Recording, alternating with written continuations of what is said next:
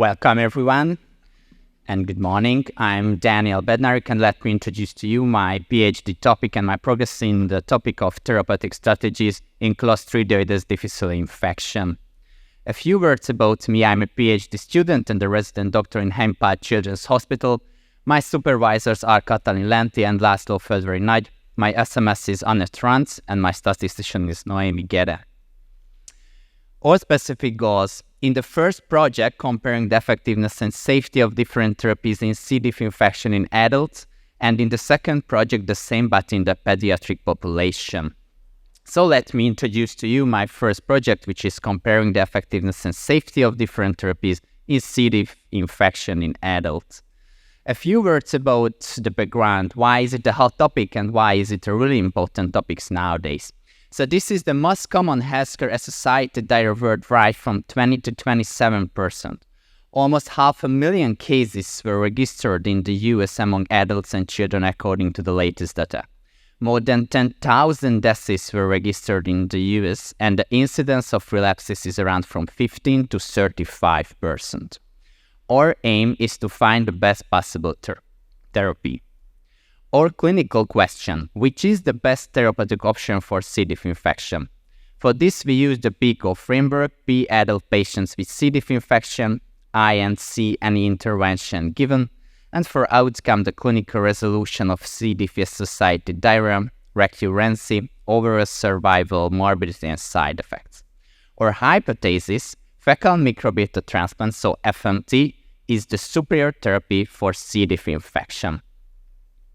We did our systematic search with this final search key in the three main databases, and we've got more than 6,400 eligible articles. After the duplicate removal and after the title and abstract selection and the full text selection, we've got 111 eligible full text for the data extraction. All of them are CTs. Now let me introduce to you our main endpoints: the cure rate, the recurrent rate, and the prevention. In this presentation, I will show to you the cure rate globally, and as in subgroups, the recurrent and the non-recurrent cases separately too. So let's start with the cure rate globally. We did a network meta-analysis, so this is our network plot. There are knots and edges on it. Every knot represents different kind of therapy against C. diff infection. The bigger knot represents that treatment was included in more articles like the others. So for example, here vancomycin was included in the most. Every edges represent different comparison among different therapies against C. diff infection, and the number above it shows us how many articles included these comparisons.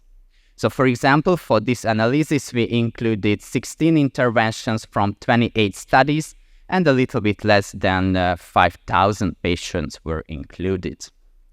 Related to this network, we investigated here the cure rate of different kinds of therapies against C. diff infection.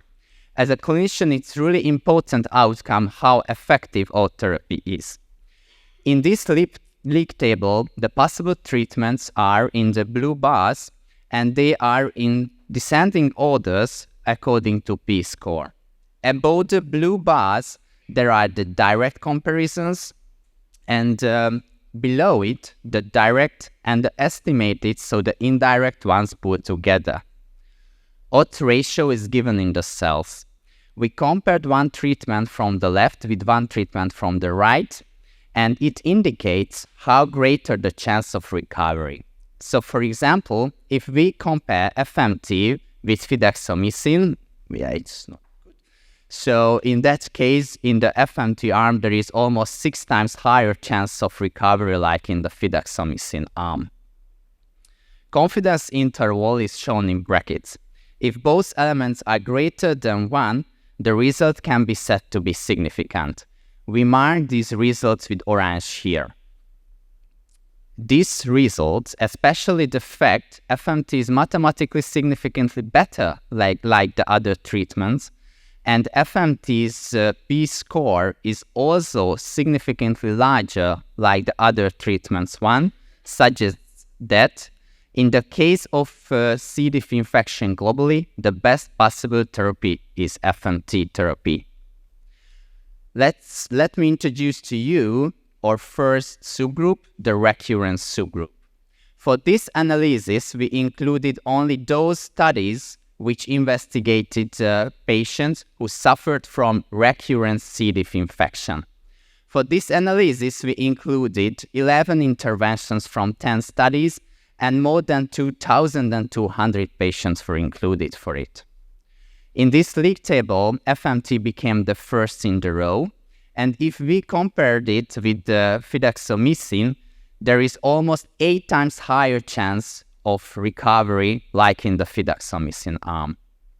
According to the league table and according to the p-score, we can say that FMT is mathematically significantly better like the other treatments, and according to the p-score, we can say that FMT's p-score is significantly larger like the other treatments one. So our analysis suggests that in the case of recurrent C. diff infection, the best possible therapy is FMT.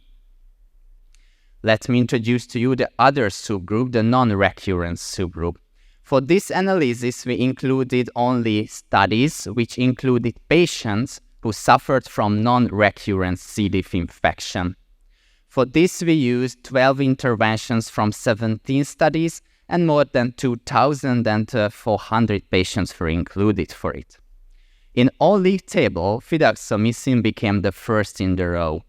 We can say that, according to the league table, most of the antibiotics are mathematically significantly better compared with placebo, but among the antibiotics and the FMT, there is no mathematically significant result. However, according to the league table and according to the p-score, our analysis suggests that in the case of non-recurrent C. diff infection, the chosen one treatment is antibiotic treatment, which is consistent with the current guidelines. So we are after the grading, and the result part of our manuscript is ready, and we are writing the supplementary material of our manuscript.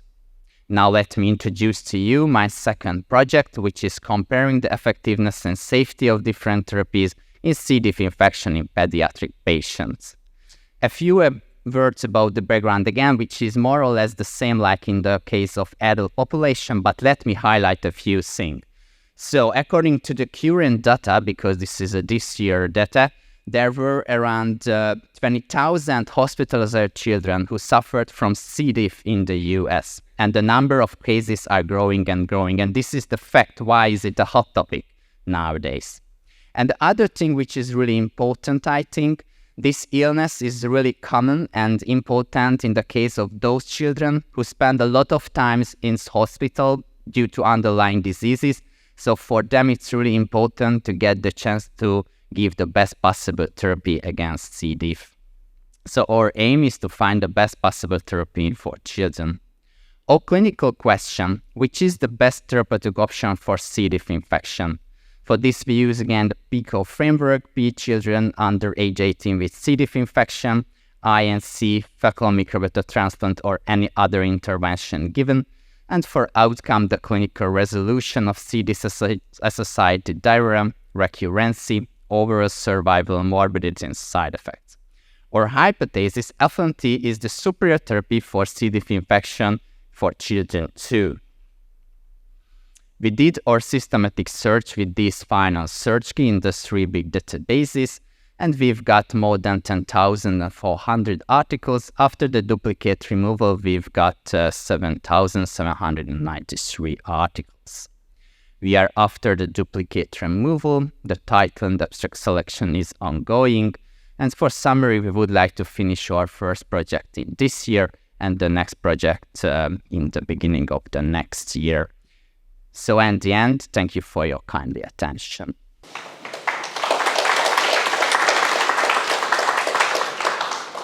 I'd like to ask if I'm right, most of patients with recurrent C. diff disease might be immunocompromised.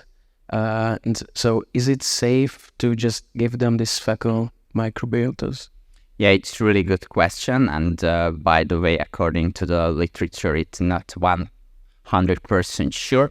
But till now, according to the results, it's safe. Yeah, especially because the donor of the FMT is usually from the neighborhood of the children or the adults. So this is the reason till now we think that it's safe. Yeah. Did you include only randomized control trials? Yeah. Were they all randomized control? For the adult population, yeah, because there are a lot of articles in the RCTs too. In the pediatric population, there is not enough RCTs according to our preliminary research, but we are on the search, so we don't know yet. But in the pediatric, it's not. Regarding fecal microbiota transplantation, how uniform were the protocols in those studies? Did you check this? Did you compare those protocols? Yes, so we will do, because this one we didn't finish yet, but we would like to do a subgroup analysis in the case of FMTs, so which use of the FMT is the best. And because there are a lot of way to give the FMT, and yeah, we would like to do it. Also would be important question to compare the recurrence rate after the successful therapy, whatever the therapy was, whether is there any differences. There are differences between different antibiotics, for example, but we don't know. Yeah, it was an other endpoint of our study, but there was no mathematically significantly result. So this is the fact in this presentation. I didn't show it to you, but for example, which is really important, I think, and interesting, in the case of FMT use, the recurrence is really low. So if I remember well, it's around 10% or around that. Yeah. Why you only include the pediatric patients? Have you checked the existing data at the adolescent population as well? So we included the adolescent too, by the way. So in the PICO, the patients that we defined under 18. So yeah, we included the adolescents too for this analysis. And later we will see maybe if we've got enough data only for the adolescents as in subgroups, we will check it too.